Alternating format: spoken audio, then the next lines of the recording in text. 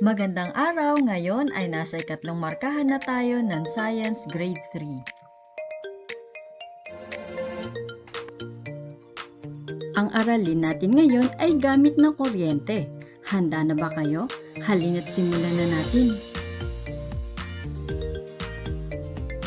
Pagmasdan ng kabuuan ng inyong bahay. Anong bagay ang pinapagana ng kuryente na nakita mo? Ano sa palagay mo ang nagagawa nito sa buhay natin? Ano ang ligtas at wastong paraan ng paggamit ng kuryente at iba pang di-kuryenteng kagamitan? Gusto mo ba itong malaman? Halina't pag-aralan na natin. Sa panahon ngayon, mahalaga ang kuryente sapagkat halos lahat ng bagay ay pinapagana nito. Sa paggamit ng kuryente, pinagagaan nito ang ating mga gawaing bahay. Ginagawa nitong mas mabilis ang trabaho lalo na sa mga taong abala sa kanilang pang-araw-araw na gawain. Ano nga ba ang kuryente? Halina't alamin na natin. Ang kuryente ay isang anyo ng enerhiya na nagpapagana sa mga kagamitang di-kuryente. Mga pinagmumulan ng kuryente. Alam mo ba na napapagana ng kuryente ang isang bagay kapag ito'y sinaksak sa electrical socket? Halimbawa ng mga kagamitan na pinapagana ng kuryente ay ang telebisyon, computer, refrigerator, washing machine at iba pa. Ang baterya ay pinagmumulan din ng kuryente na ginagamitan o inilalagay sa mga bagay para ito ay umilaw, tumunog at gumalaw. Narito ang halimbawa ng mga kagamitang pinapagana ng baterya. Una ay ang laruang de baterya, flashlight, remote control, at iba pa. May mga kagamitan naman na sabay pinagagana ng baterya at kuryente. Halimbawa nito, electronic bike, radyo, laptop, at iba pa. Alam mo ba ang kuryente ay maaaring makapagpagalaw, makapagpailaw, makapagpainit, makapagpatunog, at makapagpagana ng mga bagay o kagamitang nakakatulong sa ating pang-araw-araw na pamumuhay. Mga pinagkukunan ng kuryente, halina't alamin natin. Ang mga pinagkukunan ng enerhiya o kuryente, ito ay mula sa araw, tubig, hangin, at ang init na nagmumula sa lupa. At ang tawag sa mga ito ay renewable energy. Bakit ito tinawag na renewable energy?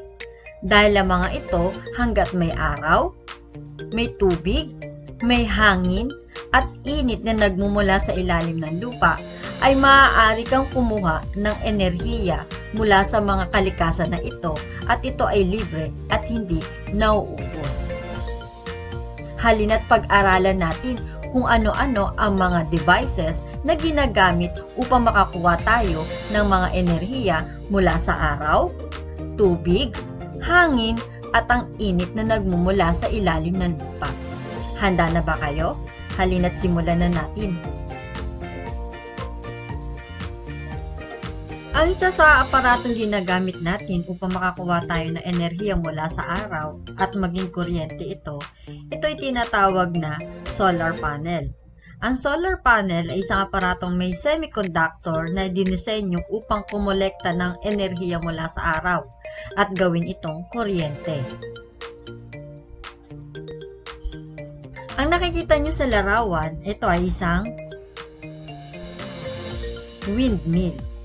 Ang isang windmill ay isang makina o motor na pinakikilos ng hangin para lumika ng enerhiya o kumolekta ng kuryente. Karaniwan sila ay nasa loob ng isang malaking gusali katulad ng mga tore. At makikita natin sa larawan na ito kung paano dinidistribute o binabahagi ang kuryente na mula sa hangin.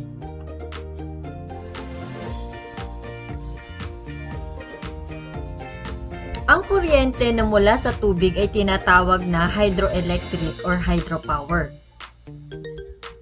Ang kuryenteng nalilikha na ito ay mula sa tubig na bumubuho sa prinsa o dam.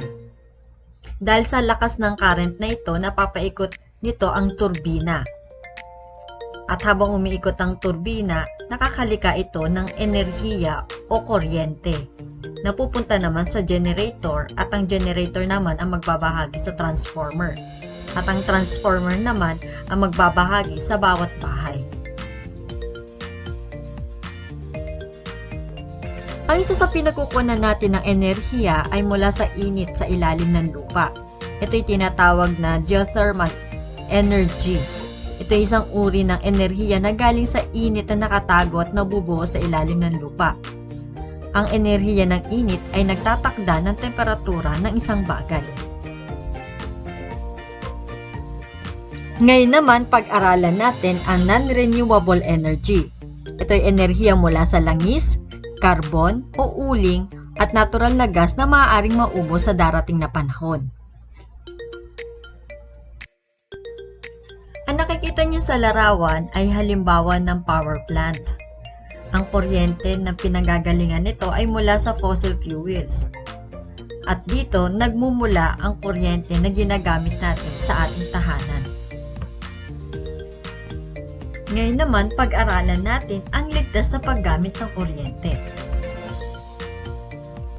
Narito ang mga ligtas na pamamaraan sa paggamit ng kuryente.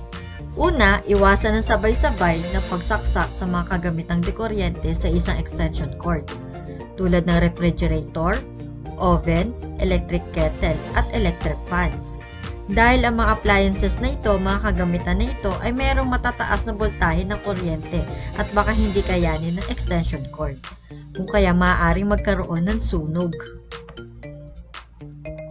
Pangalawa, iwasan ang paghawak o pagsaksak ng mga kagamitang dekuryente kung basa ang kamay upang hindi ka makuryente. Pangatlo, alisin ang electrical plug kung hindi ito ginagamit, upang maiwasan ng electrical heat or hindi mag-init yung inyong kordon. Pang-apat, hugutin ang saksak ng telebisyon kung kumikidlat.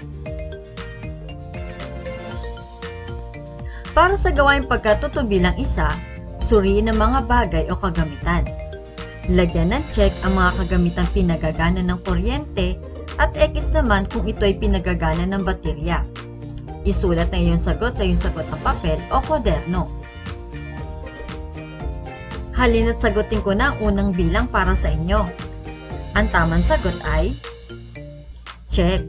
Ang electric fan ay pinagagana ng kuryente. Ang pangalawang larawan ay orasan.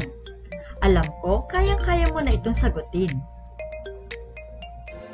Ang pangatlong larawan, washing machine. Pang-apat, ilaw o electric bulb. Pang-lima, flashlight.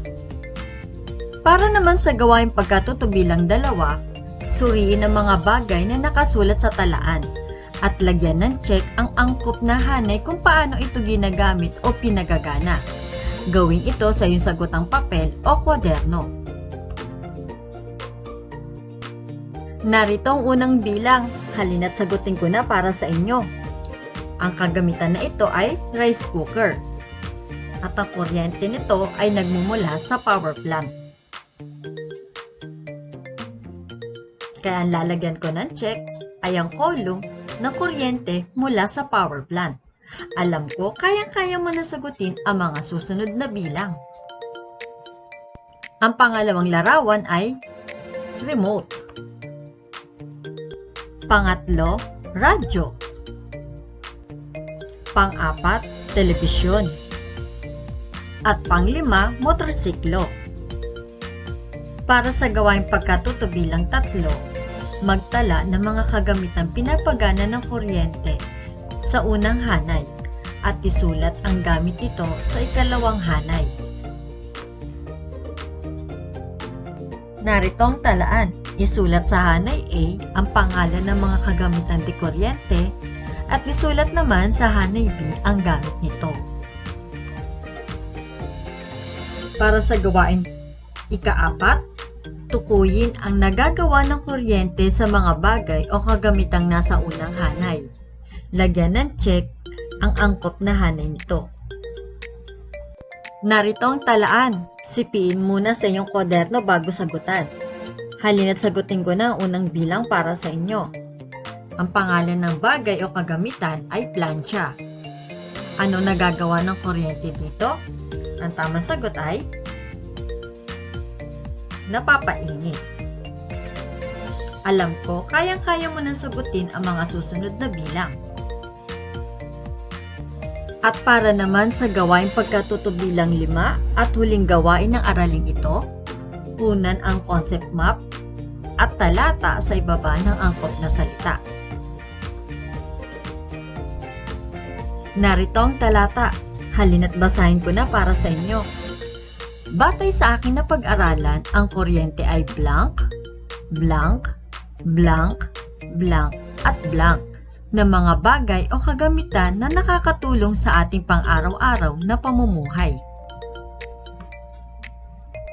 Maraming salamat sa pakikinig. Nawa marami ka natutuhan sa araling ito. Maaari mo ring ibahagi ang iyong natutuhan sa iyong kaibigan o kakilala. Maraming salamat. Pagpalain ka ng Diyos.